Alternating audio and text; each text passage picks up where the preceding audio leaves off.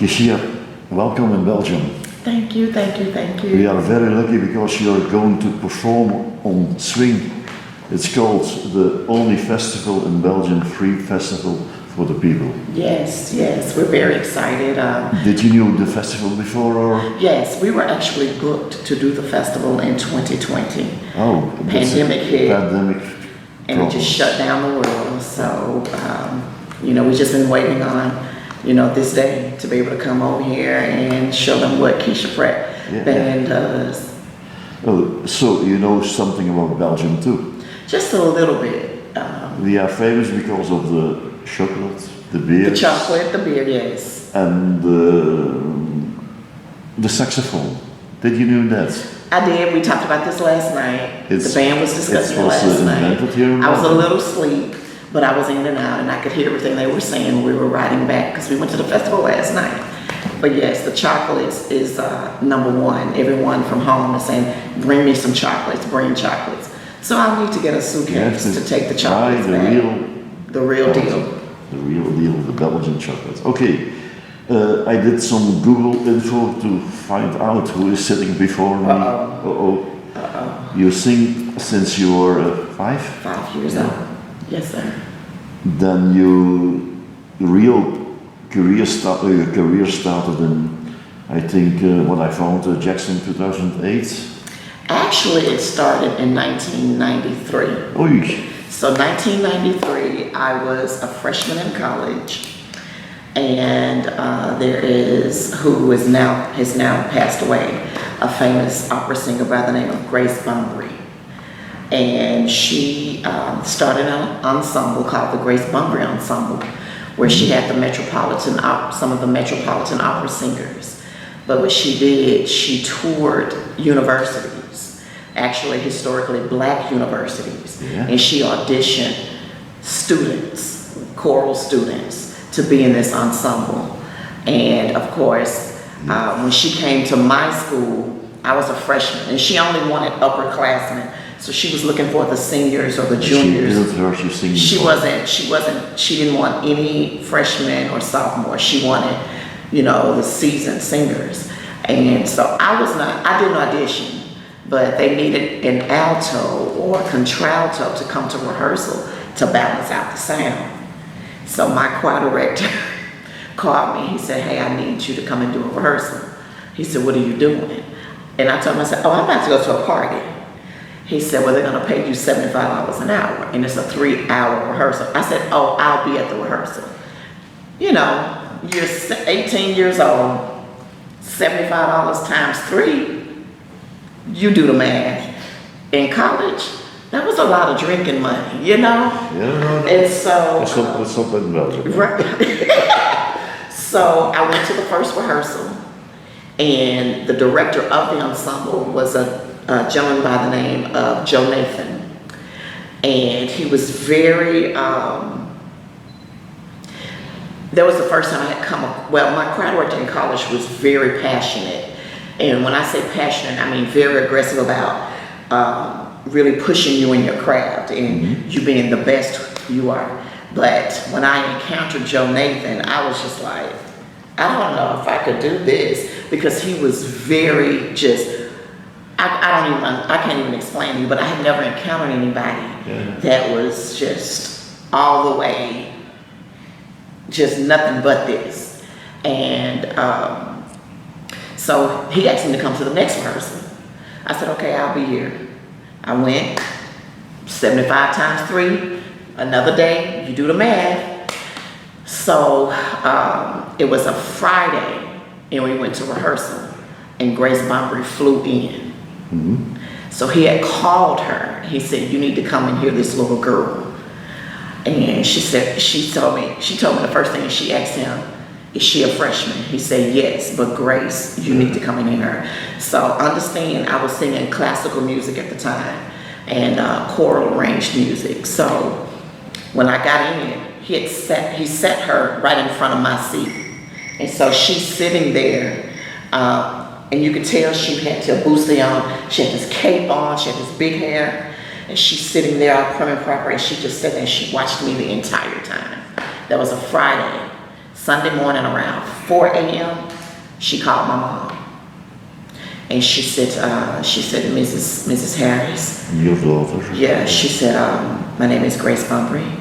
She said, and I need to talk to you about your daughter. So my mom was like, who is this? Blah, blah, blah. And it's 4 in the morning. She wasn't informed. Right. It's 4 in the morning. She didn't even know I had gone to the rehearsals because I was living on campus. Yeah. And the lady, Miss Bumbry, was talking to her. And I remember my mom saying, oh no, Keisha's never been away from home. She said, and she's only 18. But she told my mom how much money I would make. Ooh. My mother said, so how soon does she need her passport? She said, well, we're gonna leave in 4 weeks. She said, so if you can get her passport expedited. She said, your daughter is special. She said, she has this, she said, she's authentic. That was the first time I ever heard me being authentic. And so at 18 years old, I became a professional singer. And we came over here. We actually did Switzerland, Zurich. We went to parts of Germany. And they would set us up in the center of the city, you know, like here. We would do the shows, and we were doing spirituals and gospels. Then the college students that were on the festival, we would go sing in the clubs. And she didn't know it. So we were making extra money. And then we got in trouble because she pulled us in. She said, you can't. And then she said, oh, what the hell, go ahead. So for like 3 to 4 weeks, we were over here. And we had the most amazing time. By me being the youngest, I was bullied, okay? Yeah. Understand, the upperclassmen bullied me. And they would make me be the front person. So we did everything from Michael Jackson, Aretha Franklin, Tina Turner. I mean, we did everything. Al Green, we did the Beatles, we did everything. And that's great. yeah, and that's when I knew. I said, "Oh my God, this is it. This is 1993." So I can say, in a way, you were predestined Yes. to become a singer. Yes, but I knew at like 7 or 8 that entertainment was my thing. Tina Turner came to my hometown, and my mom was going to the concert. So she was going to leave with my grandparents. My grandmother was like, oh no, I'm going to the concert with you. And they didn't have anybody to stay at home with me. So I went to the concert. And I was just like, oh. And that's when it was just there. And over the years, it just built and built up and built up. But then life happens. You think you fall in love, you get married, have kids. Shit happens. Yeah, shit happens, as you say. But I'm grateful because I believe if I was in this then, I don't think I would be as effective. I don't think I would be in this place today. Everything that my life, I'm singing about. That you're on stage with a big band, with 7 people on stage. Yes. Great. There was a guy or a woman who asked you, what type of music do you sing? And then your answer was, I sing it all. I do. And that's the joy of being Keeshea Pratt. And the Keeshea Pratt band. Why do you choose to sing it all? Because you don't want to be fixed on? I don't want to be in a box, number one. But then I want to be able to touch. I want to be able to touch everyone. And everybody doesn't like blues. Everybody doesn't like country. No. Everybody does not like R&B. Everybody does not like jazz. Everybody doesn't like classical. So it gives us an opportunity to touch the masses, to reach the world. And that's what I've always wanted to. I wanted to be like Tina Turner and just be able to just bam, get them here, there. I want to go to Africa. If I can learn how to sing music from Africa, I'm going to do it. You know? Just great. Like I said, you're today here in Wespelaar with a band. Yes, 7-piece. 7-piece? Yes. I found names, but I don't know if solo or lead guitar? So yes. some of the names that you have are not with us. Brian Sowell is here, guitar. Eugene Botts is, I don't know if he's on your list. No, this is something. Eugene Botts is on organ and keys. Yeah. I have James Williams III on trumpet. Dan Carpenter on saxophone. And then I have Patrick Williams on drums. And then our MD, the man behind the plan, the man who built this machine from the ground up behind me, that I owe everything to. Sean Allen will be on bass today. That's it. Okay. You need this band to sound like you want. It does. The whole sound, or the studio sound, or your sound. For that sound, you need those. You can do this like a normal band, bass, drums, and keys. No? So you need more. Do I need more? Yeah, more to sound bigger, to sound I do. completer. I don't like to travel with a three-piece, but I will. For me, I used to watch James Brown. Yeah. Okay. And watching James Brown, watching Barbara Streisand, I watched her a lot. They had big bands. So I knew that I wanted the whole thing. But what I wanted, actually, to be honest with you, I wanted an all-female band with male background singers. And I know. And I wanted 2 guitars. I wanted a full drum set. Then I wanted percussions. I wanted a 5-piece horn section, and I wanted 4 male background singers. 2 saxes, a trumpet. Yes, and I wanted a trombone. Trombone. Yes.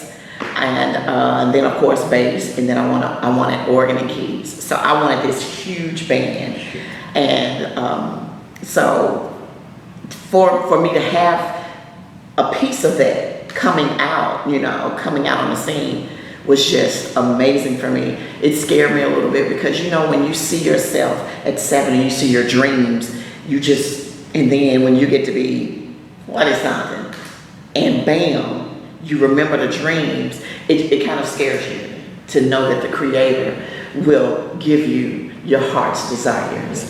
And I am so grateful for that. I don't even know what to say other than just believe, which is the title of my first project. Just believe, but you also have to see it before it can happen. And I think over the years I just kept seeing it and seeing it and seeing it. Now it is a dream of mine to perform with a full orchestra. Okay, I understand, but another thing that you said, I try to sing about love and life. Yes. I love to see people's faces. I do. I love to see people. One thing about me, when I get on stage, we call it a room temperature check. And I don't know how to say this, but when I'm on stage and I'm closing my eyes because I'm going back to a particular moment, I can see what a lot of people are going through. And so I think that's a gift that I have.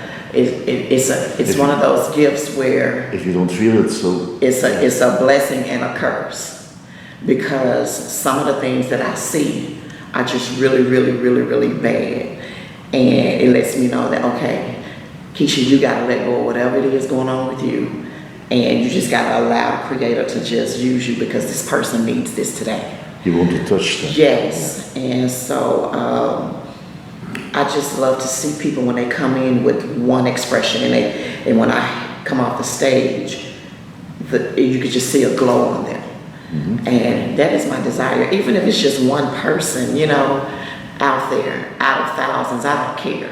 But if it's just one person, and I can see that their heart has changed, or the way they're looking at the situation that they're in has changed, then we've done our job for the day. Yes, great job. And all it takes is one, because 1 will tell 2, and 2 will tell 4, and 4 will tell 8, and after a while, the world will know the Keeshea Pratt Band. In a week you have the world in your hands. Yes. Okay. Let's go to 2018. Ooh. That was the year that you released your album, Yes, that was the year. It was the first full-length album. Yes, sir. Yes. Why took it so long to go to the studio on your own name and to do a solo project, a solo release? So, let me see, the album was done mighty quick. We competed and won in January, and we went in the studio immediately. And we were just in the studio for like days, bam, bam, bam, bam, bam. And I can honestly say it was my first time in the studio for myself. It was my first time in the studio really being in the studio and working on a project. I've done background for people, but let me just give you all a little secret. Keeshea Pratt does not like the studio work. I love live recordings. So that's something that I'm having to learn how to adjust to. It is very much so different than doing a live recording. Because in the studio, you get to really hear. And then you, go back, I don't want to do that. Go back. And that's what takes the time, because you may not like what you hear. Yeah. But what you guys hear is not what I hear. No. And of course, we're always our biggest critics. So we got that one done really quick. We are now in the studio we are finishing one now. Okay. And I know people have asked, why is it taking so long? But there was so many things have happened over the last 5 years. You can't program that it's... Right. When the pandemic hit, it just affected everyone differently. For me, because I still had small children, I had to become a full-time mom, principal, teacher. I had to do everything. And I just took that time to just throw it into my kids, because I had been away. Yeah. My kids, they suffered when I first started going on the road. Right. And I didn't adjust. I don't think I prepared them enough. And it was hard for them. So this was the time when I was able to just dedicate myself to, taking care of my kids, getting them to understand what mom really does. Now they're okay. They are going to sing too? They do. They do already. Now, my 20-year-old, she is the one that's probably going to follow my footsteps, but I don't think she's going to be. She can sing, sing service rooms, but she's more of a producer and engineer. Okay. And that's her desire. She has good ears. Oh God, Yeah. yes. We have time for one or two questions. That's because of the video. Live is short, but I do think that you have some open items in your bucket list and your list with things that you want someone to do. Name one or name a song. Name a song that I would like to do. By any artist. Yeah. Or can it be a cover? Or so. I'm an Etta James fan. Etta James. Yes. And so she has some songs that I do want to cover, but I kind of want to put my own spin on them. Now I do one of her songs, Leave Your Hat On. I don't know if you remember that one. Joe Cocker Joe Cocker actually made it really big. So I do that one. And I would love to cover that one and put it on my project. But I don't know. I really can't. I don't know any song that I would just really want to. I would say take your time and think about it. Yeah, I do need to think about that. I do. There are a lot of artists now that are out that have some really good songs that I'm like, ooh, I could literally do that. Okay, last question. What was the best advice that someone ever gave you? My granddaddy told me when I was 15 years old. 15? Yes, he said, I know that you're going to travel the world and you're going to be a star. He said, always take care of the little people that work with you. He said, because they'll never turn their back on you. He said, and loyalty is everything. He said, so if you be loyal to them, Yeah. they'll be loyal to you. He said, and in the event that there is no money there for you to pay them, they will ride with you. He said, you can only be as great as you make the little people great around you. And that's always stuck with me. So, you know, I'm very passionate about my band. To me, we're family. And when they go through, I go through. Yeah. So it's, Sean and I, we try to make sure we take care of our people. Okay. And we try to open doors for them. Like Matthias Latin that won the IBC in January this year.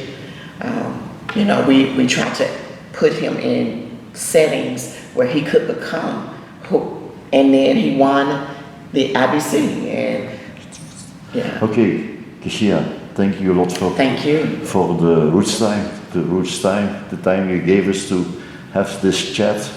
I hope that you enjoy your stay in Belgium. I hope that you come back to Belgium, that we will see you on our stages a lot of times. And thank you a lot.